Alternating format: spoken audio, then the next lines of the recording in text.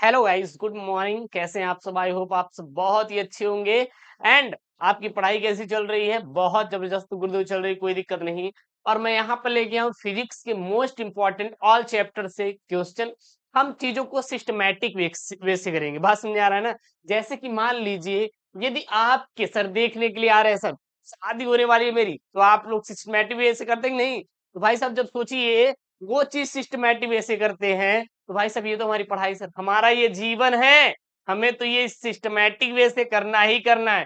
तो अगर हम मोस्ट इंपॉर्टेंट क्वेश्चन लाएंगे तो यूट्यूब पर देखिएगा, सर पढ़ा पूरी दुनिया रही है, हम भी पढ़ा रहे हैं, अदरवाइज पढ़ा रहे हैं। लेकिन आपको एसकेएम स्टडी में ऐसा क्या फीचर मिलेगा? आपको करेजा विश्वास रखिए, आपको ये बड़ा भाई सबसे अलग देगा करेजा। वो चाहे आपका केमिस्ट्री का पेपर बात करे, फिजिक्स का, हिंदी का टॉपिक बात करे, लेकिन क्वेश्चन यही तीन चीज देंगे सर, और यही तीन चीज स्पेशल है।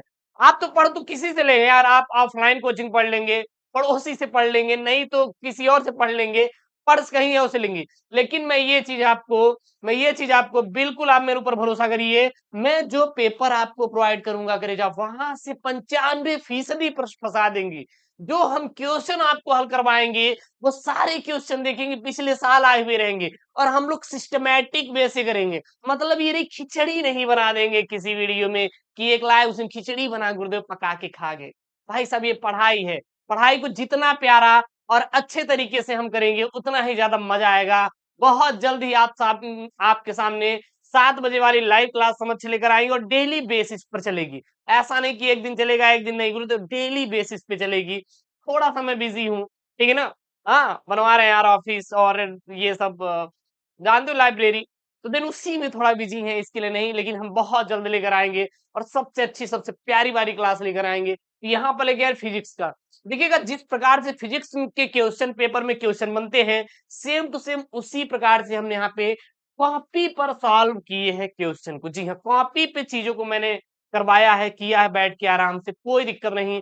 आप लोग अच्छे से पढ़िए, सॉल्व करिएगा, कोई दिक्कत नहीं होनी चाहिए ना, क्योंकि हम लोग सर कॉपी में ही आंसर करेंगे। तो जब डिजिटल बोर्ड लिए तो उसका फायदा तो लेना पड़ेगा ना, बिल्कुल गुरुजी लेना पड़ेगा। चलिए सर, सबसे पहले अगर आप देखेंगे तो आपके पेपर में आता है खंड। खंड आता है, जो खंड आता है यह 6 अंकों का बहुविकल्पी होगा। तो सबसे पहले हम लोग यहाँ पे बहुविकल्पी प्रश्न कवर करते हैं। कौन सा प्रश्न कवर करेंगे? बहुविकल्पी मोस्ट इंपॉर्टेंट प्रश्न कवर करेंगे। ध्यान दीजिएगा, प्रश्न यहाँ पे क्या बोल रहा है? ट्रांजिस्टर।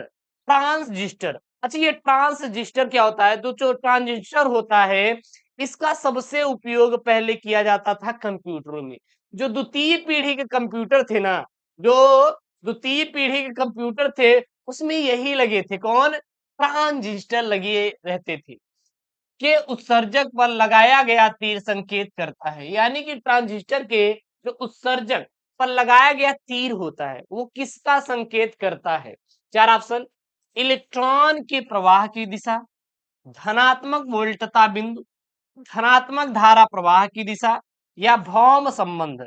तो ध्यान देना, जो ट्रांजिस्टर होता है, इसका जो उत्सर्जक होता है, इस पर एक तीर लगाया गया होता है। इस प्रकार से तीर लगाया गया होता है, तो इसका जो संकेत होता है, कौन सा सर? इसका जो संकेत होता है, वो किसको प्रदर्शित करता है? वो प्रदर्शित करता है धनात्मक धारा प्रवाह की दिशा। यानी कि ट्रांजिस्टर के उत्सर्जक पर लगाया गया तीर धनात्मक धनात्मक धारा प्रवाह की दिशा को संकेत करता है।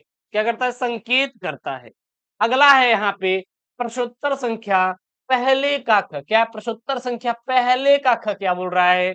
ध्यान देना, ठीक है ना? मैं चीजों को बहुत सिस्टमेटिक वे से कराऊंगा। यदि कोई क्वेश्चन है तो उसको भी बहुत प्यार से अच्छे से कराऊंगा। ध्यान देना, प्रश्न क्या बोल रहा है यहाँ पे, आने वाले प्रश्न रट लीजिएगा। एक उत्तल लेंस होता है। अच्छा, एक उत्तल लेंस होता है, और दूसरा क्या होता है सर? अवतल लेंस होता है। अवतल लेंस होता है। अवतल लेंस होता है। मैं आपको यहीं पे एक चीज बता दूं, डी यू एन ए। फिर क्या है sir? D U N A. D मतलब क्या होता है? दूरदृष्टि दोष। दूरदृष्टि दोष के लिए उत्तल लेंस, दूरदृष्टि दोष के लिए उत्तल लेंस, निकट दृष्टि दोष के लिए अवतल लेंस। अ मतलब अवतल। अच्छा ये बताइए गुरुदेव, दूर दृष्टि दोष में होता क्या है? दूर में मतलब ये समझिए कि दूर की चीजें दिखाई देंगी, पास की चीजें नहीं दिखाई देती, उसे दूर दृष्टि दोष कहते हैं। क्या कहते हैं? दूर दृष्टि दोष कहते हैं। निकट दृष्टि दोष क्या होता है? जिसमें निकट की वस्तुएं दिखाई देंगी बट दूर की नहीं दिखाई देंगी। ठीक है, समझ में आ रहा है? बस वही है। तो यहाँ पे है उत्तल लेंस की जो फोकस दूरी अधिकतम कितनी होती है। मतलब कि अगर उत्तल लेंस की बात करें तो उसकी फोकस दूरी अधिकतम होती है किसके लिए? नीले प्रकाश के लिए उत्तल लेंस की सबसे अधिकतम दूरी होती है, या हरे प्रकाश के लिए, या पीले प्रकाश के लिए, लाल प्रकाश के लिए।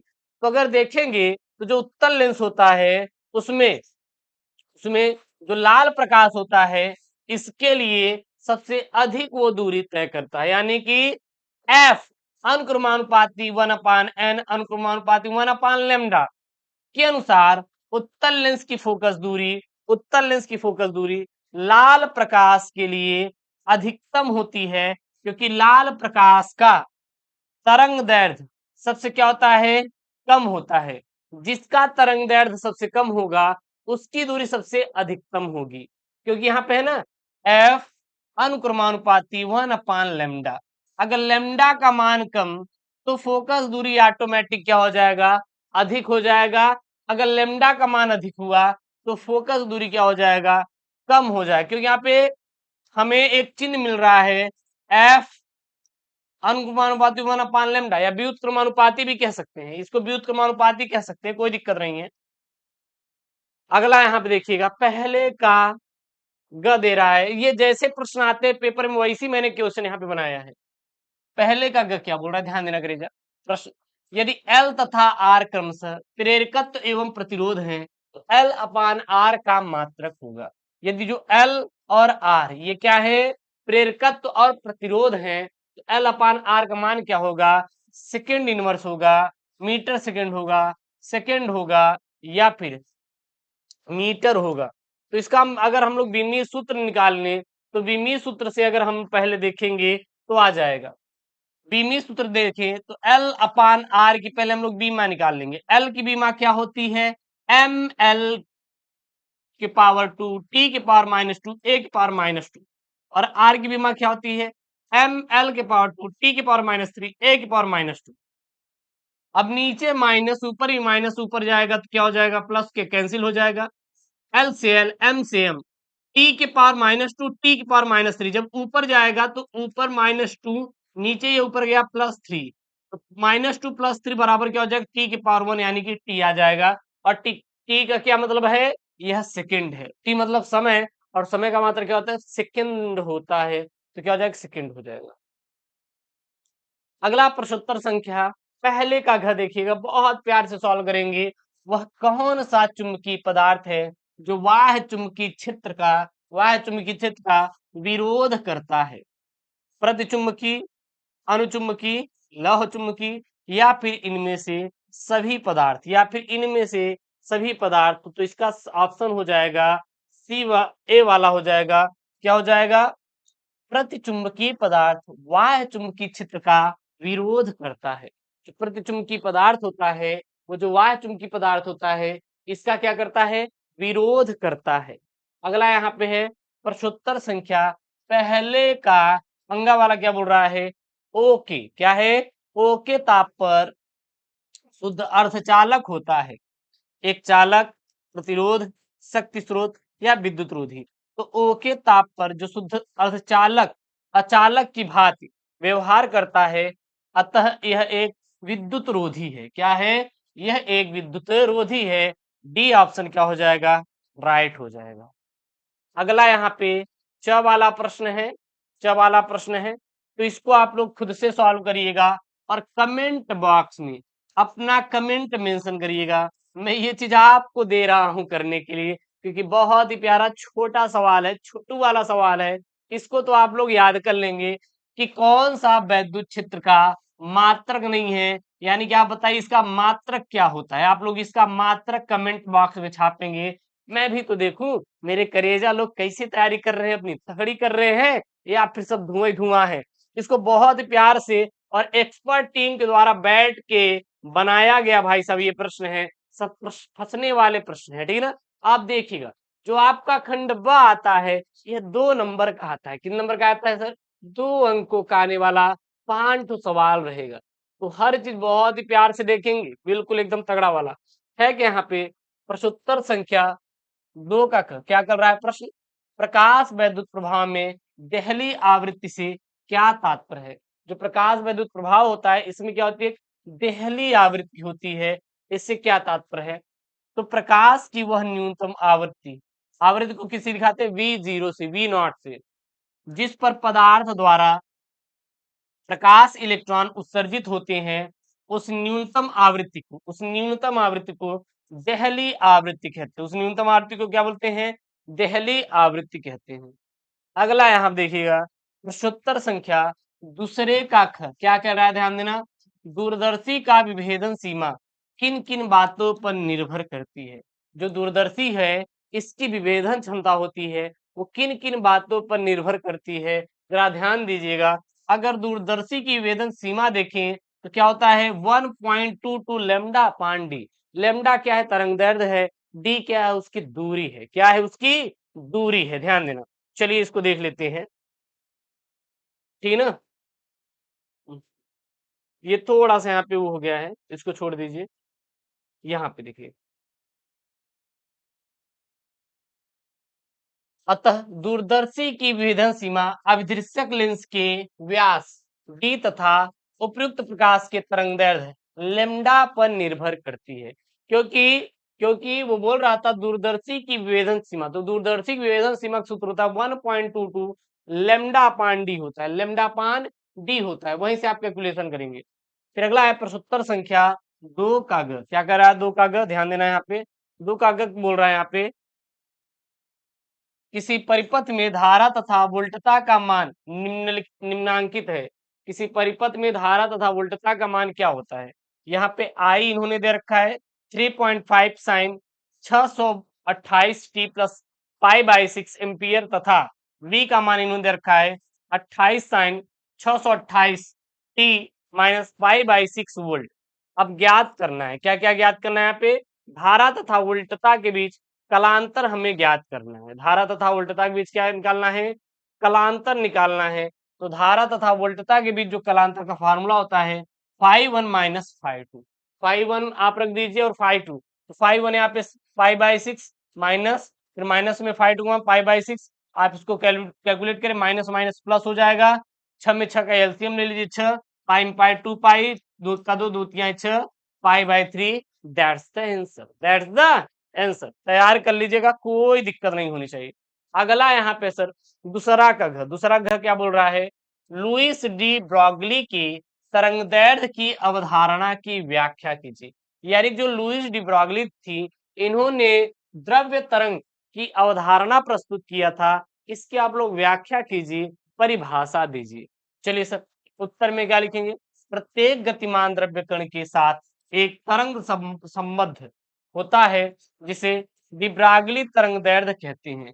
इसकी जो तरंगदैर्ध्य को डिब्रागली तरंगदैर्ध्य कहा जाता है। क्या बोल रहे हैं यहाँ पे? प्रत्येक गतिमान द्रव्यकण के साथ एक तरंग संबद्ध होता है जिसे हम लोग डिब्रागली तरंगदैर्ध्य कहते हैं। डिब्रागली तरंगदैर्ध्य करते हैं और इसी तरंगदैर्ध्य को ही हम लोग क्या कहते हैं? डिब्रागली तरंगदैर्ध्य कहा जाता है। संबद्ध डिब्रागली तरंगदैर्ध्य अगर फॉर्मूला देखें तो लेमडा बराबर क्या होता है? एच अपान पी होता है। पी क्या है आपका? पी क्या है? ये संवेग है। संवेग का क्या होता है? पी बराबर एम वी। पी बराबर क्या होता है? एम वी होता है, ठीक है ना। और यहाँ पे क्या है? एच है। एच जो है प्लांक नियतांक है, तो लेमडा बराबर एच अपान करेगा क्या हो जाएगा? पी हो जाएगा। अगला है यहाँ पे आपका दूसरा का अंग वाला। देखिए ख क्या बोल के आ रहा है यहाँ पे, ध्यान देना। अनओमी प्रतिरोध को परिभाषित कीजिए और एक उदाहरण आपको लिखना है। यानी कि अनओमी होता क्या है, आप इसकी परिभाषा दीजिए और उदाहरण को स्पष्ट कीजिए। कोई दिक्कत नहीं है, बहुत प्यार से करेंगे। वे परिपथ जिनमें बहने वाली धारा आरोपित विभवांतर के समानुपाती नहीं होता, अनओमी परिपथ कहलाते हैं। ध्यान देना, क्या बोल रहा है? वे परिपथ जिसमें बहने वाली धारा आरोपित विभवांतर को, उसपे जो हम लोग विभवांतर आरोपित करेंगे उसके क्या होता है? समानुपाती नहीं होता, ठीक है ना। यानी कि यहाँ पे लिख सकते हैं धारा, धारा इसके समानुपाती नहीं होता। किसके समानुपाती नहीं होता? ये होता है ओमी इसके विभवांतर की, विभवांतर की, ये समानुपाती का क्या चिन्ह है, यानी कि धारा विभवांतर के समानुपाती बिल्कुल भी नहीं होता और उसे क्या कहते हैं, अनओमीय परिपथ कहलाते हैं। बहुत प्यारा परिभाषा, याद कर लेना। यदि प्रतिरोध आरोपित विभवांतर के बदलने पर बदल जाए तब उसे अनओमी परिपथ, अनओमी प्रतिरोध कहा जाता है। उदाहरण के लिए टॉर्च का बल्ब, संधि डायोड, ट्रांजिस्ट ट्रांस ट्रांस ट्रांजिस्टर तथा थर्मिस थर्मिस्टर इत्यादि जो होते हैं अनओमी प्रतिरोध के क्या होते हैं, उदाहरण होते हैं। अगला यहाँ पे प्रश्न है, ये थोड़ा सा मिस्टेक है बट यहाँ पे 3 कर लेंगे, कोई दिक्कत नहीं है, 3 का कर। क्या बोल रहा है यहाँ पे, प्रश्न है यहाँ पे न्यूमेरिकल है ये। रेडान का अर्ध आयु 3.8 दिन है। जो रेडान है उसका अर्ध आयु काल कितना दिया है, अर्ध आयु काल मतलब टी हाफ, टी हाफ कितना दिया है, 3.8 डेज दिया है। अब घंटा उंटा हम बदल सकते हैं इसको, ठीक है ना। 25 मिलीग्राम रेडान 90 दिनों बाद कितने रह जाएगी, मतलब अगर उसकी जो रेडान की अर्धायुकाल 3.8 है एक दिन में, तो 25 मिलीग्राम रेडान जो है वो 19 दिनों बाद कितनी बचेगी। चलिए इसको निकाल लेते हैं। सबसे पहले ध्यान देना, रेडान की जो अर्धायुकाल टी हाफ बराबर इन्होंने 3.8 दिन दे रखा है।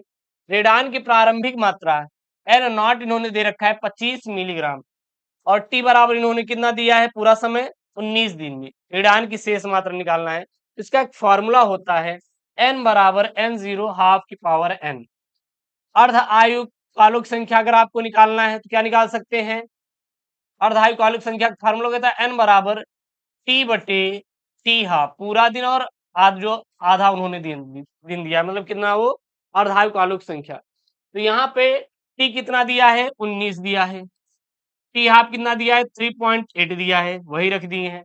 अब इसको सॉल्व करेंगे तो n की वैल्यू कितनी आ जाएगी, 5 आ जाएगी। कितनी आ जाएगी, 5। अब इसी 5 को आप यहाँ पे रख देंगे, अब इसी 5 को यहाँ पे रख देंगे और उन्होंने उन्होंने प्रारंभिक मात्रा दे दिया है तो शेष मात्रा यहाँ पे n, n जो है ये क्या है, ध्यान देना, ये शेष मात्रा है। क्या है, बची हुई शेष मात्रा है। तो यही n निकालना है। तो n निकालने से पहले आपको ये वाला स्मॉल में n निकालना होगा।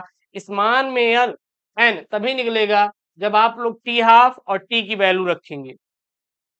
अब यहाँ पे रख दीजिए आप, एन बराबर क्या हो जाएगा, एन जीरो का मान उन्होंने प्रारंभिक मात्रा 25 मिलीग्राम दिया था, 25 हाफ है तो हाफ, एन की वैल्यू यहाँ से 5 निकला, 5 रख दीजिए।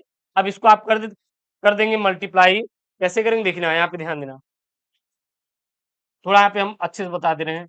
25 हो जाएगा, 1 के घाते 5 मतलब 1 की गुणा 5 बार, 2 के घाते 5 मतलब 2 का गुणा 5 बार, 2 का गुणा 5 बार।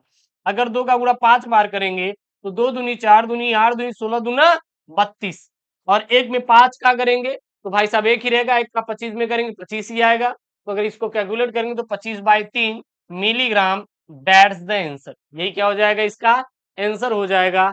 यहां तक किसी बच्चे को कोई समस्या नहीं होनी चाहिए, ठीक है ना। अगला देखना, अगला यहाँ पे देखना, अगला यहाँ पे देखना, यहाँ पे चलिए अगली सवाल देखना। उस विद्युत क्षेत्र की तीव्रता ज्ञात कीजिए जो 0.01 मिलीग्राम द्रव्यमान की एक तेल बूंद पर 3 इलेक्ट्रॉनिक आवेश है को संतुलित भी कर सके। सबसे पहले अगर हम लोग साम्यावस्था पर बात करें तो एफ जी बराबर क्या हो जाएगा, एफ ई हो जाएगा। और एफ जी ये क्या है, ये ग्रेविटेशनल फोर्स है। जब हम कोई वस्तु को ऊपर से नीचे वो फेंकते हैं तो वहां पर ग्रेविटेशनल फोर्स कार्य करता है, जिसे हम लोग क्या करते हैं, एफ जी कहते हैं। और ये एफ ई है, ये जब विद्युत आवेश में कोई बल कार्य करता है तो वहां पे क्या करते हैं, हम लोग एफ ई का लगाते हैं। ध्यान देना, क्योंकि वैद्युत क्षेत्र में, समझ आ रहा है ना। तो यहाँ पे एफ जी अगर लगाएंगे, ग्रेविटेशनल फोर्स है तो फॉर्मूला होता है बराबर एम ए होता है। अब एम ए जो है त्वरण है, तो वहां पे ए के स्थान पे हम जी रखेंगे तो क्या हो जाएगा, एम जी हो जाएगा। तो एफ बराबर एम जी, और यहाँ पे एफ आई ये किस में है, आवेश में है, तो यहाँ पे ई इंटू क्यू लग जाएगा। क्योंकि यहाँ पे जो आपका ग्रेविटेशनल फोर्स नहीं लगेगा बल्कि यहाँ पे हमें विद्युत वाला बल लगेगा, इसलिए यहाँ पे ई इंटू Q हो जाएगा आवेश वाला। अब M की आप वैल्यू जानते हैं कितनी होती है, इन्होंने दे रखा है यहाँ पे कितना 0.01 मिलीग्राम रख दीजिए। M बराबर 0.01 मिलीग्राम। जी का मान आप रख दीजिए कितना होता है जी का मान 10 के घाते -6 किलोग्राम। सॉरी एक सेकंड देखिएगा ये किस में है, ये मिलीग्राम में है, ये किस में है मिलीग्राम में है, तो इसको आप किलोग्राम में बदल दीजिए। अगर m बराबर कितना है 0.001 मिलीग्राम इन्होंने दे रखा है, इसको जब किलोग्राम में बदलेंगे तो 10 घाते -6 से क्या हो जाएगा गुणा हो जाएगा, तो ये हो जाएगा m का मान इतना हो जाएगा, g का मान 10 होता है आपको पता है, हमें e निकालना है, हमें क्या निकालना है e निकालना है। हाँ तो ई को ऐसे रखिए, क्यू का मान इन्होंने दे रखा है कितना 3 इलेक्ट्रॉनिक आवेश, तो 3 और 1 इलेक्ट्रॉन पर कितने आवेश होते हैं 1.6 इंटू 10⁻19 गुलाम रख दीजिए। अब ये किस में है गुणा में है, ये भाग में चला आएगा और जब आप कट वट करेंगे तो ई बराबर आ जाएगा 1 गुणित 10 घाते -9 बटे 3 इंटू 1.6 गुणित 10 घाते -9, 10 घाते -9 से 10 घाते -9 कैंसिल हो जाएगा, ठीक है हो जाएगा ना, और ये पॉइंट हटा देंगे तो निकल के आ जाएगी। इसको थोड़ा सॉल्व करिएगा, यहाँ पे थोड़ा मिस्टेक्स है, इसको आप थोड़ा सॉल्व कर लीजिएगा। जब इसको सॉल्व करेंगे तो आ जाएगा 2.08 इंटू 10⁻9 न्यूटन प्रति कूलम। बहुत ही सिंपल है, कुछ भी नहीं करना था, मैंने चीजों को बहुत ही विस्तार से और अच्छे समझाया है, बस ऐसे आप सॉल्व कर लीजिएगा। अगला यहाँ पे प्रश्न है, प्रश्न क्या है ध्यान देना, बैंड अंतराल ऊर्जा के आधार पर चालक विद्युत रोधी और अर्धचालक में अंतर बताइए। चलिए बैंड अंतराल के स्थान आधार पर यहाँ बताना है। सबसे पहले चालक की बात करें, ऊर्जा बैंड धारणा के अनुसार चालक वे पदार्थ होते हैं जिनके संयोजी बैंड व चालन बैंड एक दूसरे पर अध्यारोपित होते हैं अथवा संयोजी बैंड व चालन बैंड के बीच स्थित निषिद्ध ऊर्जा बैंड की चौड़ाई लगभग क्या होती है नगण्य होती है, अतः संयोजी बैंड में उपलब्ध इलेक्ट्रॉन कमरे के ताप पर ही उष्मीय विक्षोभ के कारण चालल बैंड में क्या होता है स्वतः विद्युत रोधी अथवा अच्छा स्वतः उपलब्ध रहते हैं, और इसका एक फिगर यहाँ पे ड्रा कर सकते हैं, कोई दिक्कत नहीं। अगला यहाँ पे विद्युत रोधी अथवा अचालक, अब विद्युत रोधी अथवा अचालक क्या होते हैं, ऊर्जा बैंड धारणा के अनुसार अचालक वे पदार्थ होते हैं जिनके संयोजी ऊर्जा बैंड पूर्ण होते हैं, चालन बैंड रिक्त होते हैं और निषिद्ध ऊर्जा बैंड की चौड़ाई काफी अधिक होती, कितनी होती है Eg is greater than 3.3 electron volt होती है, और ये यहाँ पे आप फिगर में यहाँ पे ड्रा कर सकते हैं अगर बनाना है। अगला है अर्धचालक। अच्छा अब ये अर्धचालक क्या होते हैं ध्यान देना, वे पदार्थ जिनकी चालकता अथवा प्रतिरोधकता चालक तथा अचालक पदार्थों के बीच होती है अर्धचालक कहलाती है, मतलब चालक और अचालक के बीच वाले भाग को अर्धचालक कहते हैं। ऊर्जा बैंड धारणा के अनुसार देखें, कमरे के ताप पर अर्धचालक वे पदार्थ होते हैं जिनकी चालन व संयोजी बैंड आंशिक रूप से भरे हुए तथा जिनके मध्य का निषिद्ध ऊर्जा बैंड बहुत संकीर्ण लगभग 1 इलेक्ट्रॉन वोल्ट कोट का होता है। उदाहरण के लिए जैसे सिलिकॉन और जर्मेनियम, वहीं पर अगर बात करें जर्मेनियम के लिए यह 0.75 इलेक्ट्रॉन वोल्ट और सिलिकॉन के लिए लगभग 1.2 इलेक्ट्रॉन वोल्ट की कोटि होती है। अब फिगर में अगर समझाना है तो फिगर यहाँ पे जरूर ड्रा करिएगा, क्योंकि पेपर में फिगर बहुत इंपॉर्टेंट हो जाता है। अगला यहाँ पे प्रश्न है ध्यान देना, अगला प्रश्न क्या है, रेडियो एक्टिव पदार्थों की सक्रियता से आप क्या समझते हैं, इसका मात्रक भी आपको लिखना है। चलिए रेडियो एक्टिव पदार्थ की सक्रियता होती क्या है, थोड़ा थोड़ा ध्यान दीजिएगा। किसी रेडिएटिव पदार्थ के विघटन की दर उसकी सक्रियता कहलाती है। किसी रेडिएटिव पदार्थ की किसी रेडियो पदार्थ की जो विघटन की दर होती है उसकी रेडिएटिव सक्रियता कहलाती है। इसे प्रायः आर से प्रदर्शित करते हैं, मतलब कैपिटल आर से दिखाते हैं। कैपिटल आर बराबर क्या होता है लेमडा इंटू एन होता है, जो लेमडा है ये तरंगदैर्घ्य है और एन क्या है मात्रा। लेमडा का अगर हम मान रखेंगे तो लेमडा का जो मान होता है 0.6930 अपॉन टी इंटू एन। अब जहां पे आर क्या है ये भी देख लेते हैं। जो आर है रेडिएटिव तत्व की सक्रियता है, लेमडा क्या है 6 नियतांक है, टी क्या है अर्धायु है, एन क्या है तत्वों में विकर्ण परमाणुओं की संख्या है। कोई इशू नहीं होनी चाहिए, ना कोई दिक्कत होनी चाहिए। अब इसका मात्रक पूछा था वो, तो चलिए मात्रक भी लगा देते हैं। सक्रियता के मात्रक, सक्रियता का पहला मात्रक वेकुरल होता है, दूसरा मात्रक क्यूरी होता है, क्योंकि वेकुरल और मैडम क्यूरी ने इसका खोज किया था। सक्रियता का एसआई मात्रक जो होता है वेकुरल होता है, और यह किसी रेडिएटिव पदार्थ की विघटन की दर 1 विघटन प्रति सेकंड हो तो उसकी सक्रियता कितनी होगी 1 वेकुरल कहलाती है। अगर उसकी किसी रेडिएटिव पदार्थ की विघटन की दर अगर 1 विघटन प्रति सेकंड है तो क्या कहलाएगी 1 वेकुरल कहलाती है। यानी कि 1 वेकुरल, वेकुरल को बीक्यू से दिखाते हैं, तो हम लोग किस बराबर 1 विघटन प्रति सेकंड, ठीक है ना। अगला है क्यूरी। यदि किसी रेडिएटिव पदार्थ का विघटन की दर 3.7 गुणित 10 के घाते 10 विघटन प्रति सेकंड हो तो उसकी सक्रियता क्यूरी कहलाती है। तब उसकी सक्रियता क्या कहलाएगी क्यूरी कहलाती है। और एक क्यूरी बराबर क्या होता है, क्यूरी किससे दिखाते हैं सीआई से, 3.7 गुणित 10 घाते 10 विघटन प्रति सेकंड। यहाँ पे 10 घाते 10 कर लीजिएगा, तो ये मात्रक हो गया, एक वेकुरल और दूसरा क्यूरी। एक वेकुरल में कितना होता है 1 विघटन प्रति सेकंड, और एक क्यूरी में 3.7 गुणित 10 घाते 10 विघटन प्रति सेकंड होता है। अगला ये यार छोड़ दीजिए, ये आपका नहीं आएगा पेपर में, ठीक है ना। और ये मैं आपको एक क्वेश्चन दे रहा हूं, आप लोग इसको करिएगा। मैं आपको ये क्वेश्चन दे रहा हूं, आप लोग इसको सॉल्व करके आइएगा। क्वेश्चन क्या है थोड़ा ध्यान देना। एक समांतर प्लेट संधारित्र की प्रत्येक प्लेट का क्षेत्रफल 100 सेंटीमीटर स्क्वायर है तथा दोनों प्लेटों के बीच जो वैद्युत क्षेत्र की तीव्रता है 100 न्यूटन प्रति कूलाम है, तो प्लेट पर कितना आवेश है और निर्वात की विद्युतशीलता अपसाइलन जीरो का मान इन्होंने 8.88 इंटू 10⁻⁻12 कूलाम स्क्वायर प्रति न्यूटन इंटू मीटर स्क्वायर उन्होंने दे रखा है। तो इस क्वेश्चन को आप खुद सॉल्व करेंगे। आप लोग ये पहले प्रॉमिस करें कि आप ये सॉल्व करेंगे कि नहीं।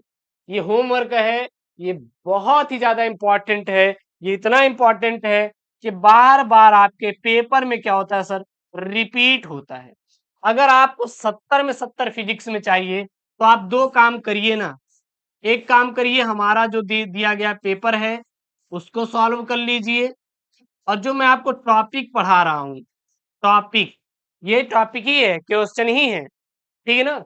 इसको साथ ही साथ आप हमारे टिप्स को फॉलो करिए मेरी तरफ से, आपका बिल्कुल 70 नंबर स्कोर हो जाएगा। बाकी पढ़ा सब रहे हैं, उनसे पढ़िए पेपर आके, और टॉपिक एसकेएम स्टडी से सॉल्व करिए, यही आपसे रिक्वेस्ट करेंगे। ये जो भाई है आपका, भाई साहब 70 में 70 गेन करवाएगा। एक चीज और, आपने मार्केट से क्वेश्चन बैंक खरीद लिया होगा। क्वेश्चन बैंक खरीदा कि नहीं, किस कंपनी का खरीदे हैं बता दीजिए। क्वेश्चन बैंक खरीद लिए होंगे। तो जब आप क्वेश्चन बैंक खरीद लिए हैं तो इसमें से जितने भी आईएमपी वाले टॉपिक हैं उनको खोलिए और उनको रटना शुरू कर दीजिए। अभी से रटना शुरू कर दीजिए, अभी से चैप्टर वाइज न्यूमेरिकल लगाना शुरू कर दीजिए, अभी से कुछ चीजों को याद करना शुरू कर दीजिए, क्योंकि हमारे पास ये जो टाइम है गोल्डन टाइम है, बाद में पछताना ना पड़े, इसीलिए अभी से मेहनत करना क्या है सर, जरूरी है। जिस प्रकार जो चींटी होती है वो बरसात आने से पहले अपने भोजन को पहले ही इकट्ठा कर लेती है, आप देखे होंगे, ठीक है ना। क्यों पता है, ताकि उसको बरसात के मौसम में कोई इशू ना आए, ठीक है ना। तो इसी प्रकार आप लोग पहले ही चीजों को जब बहुत अच्छे से तैयार कर लेंगे तो बोर्ड एग्जाम 2025 में बहुत अच्छा नंबर स्कोर करेंगे। ये सर मेरी गारंटी है, ये मेरी गारंटी है, इसकी कोई इशू नहीं है।